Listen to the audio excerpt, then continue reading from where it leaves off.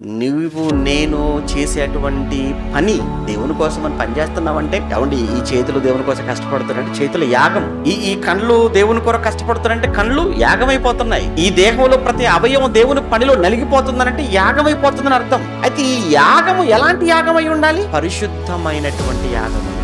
పరిశుద్ధమైన బలి. పరిశుద్ధమైన బలి అంటే ముందు ఈ దేహంతో నువ్వు ఏ పాపము చేయకుండా దీన్ని జాగ్రత్తగా పవిత్రంగా కాపాడుకుంటూ ఈ దేహాన్ని నువ్వు మాట్లాడు, నువ్వు చదువు, నువ్వు చేయి చేతులతో నువ్వు వెళ్ళు, నువ్వు నిలబెట్టు దేవుని పని. చేసేవన్నీ తప్పుడు పనులు, చూసేవన్నీ తప్పుడు చూపులు, కానీ దేవుని పనిలో ఉన్నాను, దేవుని కోసం బలైపోతుంటే ఎలా అవుతుంది అది?